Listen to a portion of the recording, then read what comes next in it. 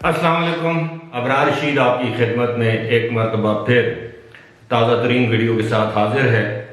اور اس سے پہلے کہ میں آج اپنے موضوع پر آؤں یا خبر شیئر کروں یا اس پر تبصرہ کروں، میں نے آپ سے ایک سوال پوچھنا ہے۔ آپ نے کبھی سوچا تھا کہ دنیا میں تیل کی طاقت پر تکبر کرنے والے، تیل کی طاقت پر فرعون بننے والے حکمران اور ممالک کو یہ دن بھی دیکھنا پڑے گا کہ تیل کی قیمت صفر سے بھی نیچے گر جائے؟ اور عالمی منڈی میں آج جو تیل کی قیمت تھی، خاص طور پر امریکی تیل کی، وہ صفر تھی۔ یعنی تیل مفت بھی کوئی بیچنا چاہے تو خریدار نہیں ہے۔ اور اس حوالے سے میں کبھی کسی اور ویڈیو میں تفصیلاً اس کا ذکر کروں گا، اس کی وجوہات کیا ہیں، لیکن بات وہی ہے کہ آج تیل پانی سے بھی سستا ہے۔ پانی کی جو بوتل ہے وہ آپ سب سمجھتے ہیں کہ وہ مہنگی ہے، اور تیل مفت بھی دستیاب ہے لیکن خریدار کوئی نہیں۔ لیکن چونکہ دنیا میں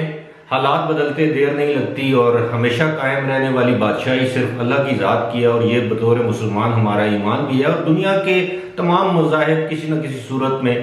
خدا پر یقین رکھتے ہیں۔ اب میں آتا ہوں اپنے اصل موضوع کی جانب، لیکن اس سے پہلے میری آپ سے وہی درخواست کہ اگر ابھی تک آپ نے میرے چینل کو سبسکرائب نہیں کیا تو پلیز اسے سبسکرائب کریں، اور اس پر جو گھنٹی کا بٹن ہے، اپنی معلومات، تازہ ترین معلومات کے لیے اس گھنٹی کے بٹن کو ضرور پریس کریں۔ بہت بہت شکریہ۔ خبر یہ ہے کہ یو اے ای کی حکومت نے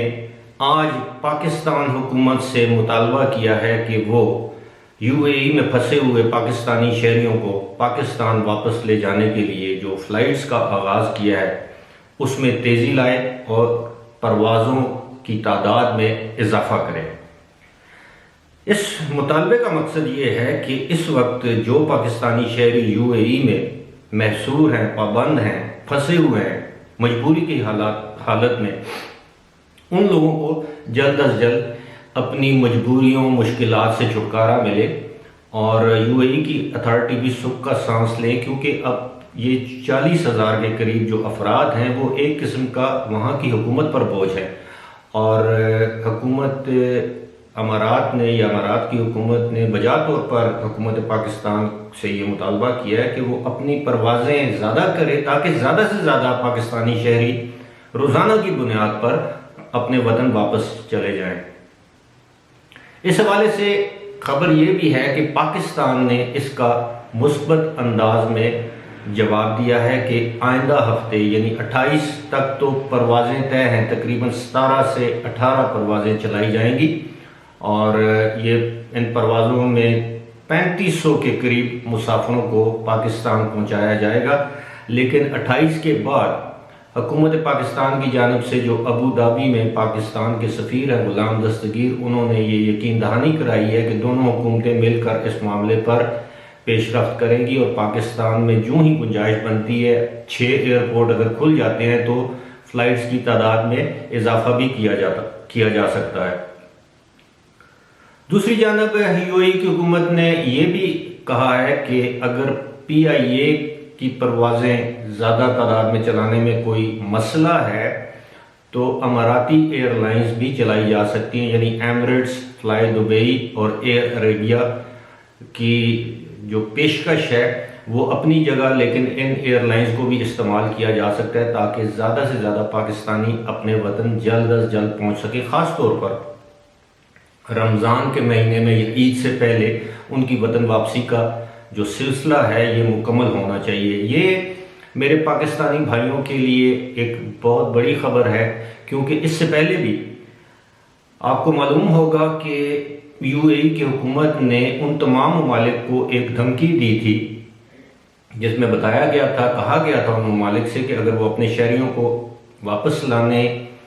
میں کوئی جلدی نہیں کرتے تو یو اے ای کی حکومت ان ممالک کے ساتھ جو ان کے معاہدات ہیں، باہمی معاہدے ہیں، خاص طور پر لیبر کے حوالے سے، لیبر کوٹا کے حوالے سے، اس پر نظر ثانی کرے گا۔ لیکن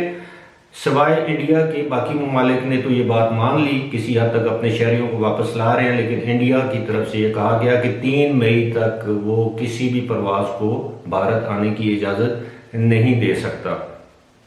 لیکن پاکستان میں اب تک 4000 یا 4000 سے کچھ کم مسافروں کو اس ہفتے یعنی 28 تاریخ تک واپس لانے کے انتظامات مکمل ہیں، اور اس میں ابھی تک ایئر عربیہ کی فلائٹ بھی پاکستان آ چکی ہے، اور بحرین ایئر کی فلائٹ بھی پاکستان آ چکی ہے یا آ جائے گی۔ اس کے علاوہ پی آئی اے کی فلائٹس اس وقت مسافروں کو پاکستان لا رہی ہیں، لیکن اب یہ امکان بھی بڑھ گیا ہے کہ ایمریٹس،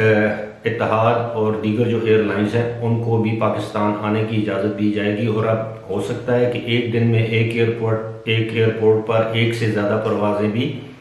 آنے کی گنجائش پیدا کی جائے۔ فی الحال اسی کے ساتھ مجھے دیجیے اجازت۔ خدا حافظ۔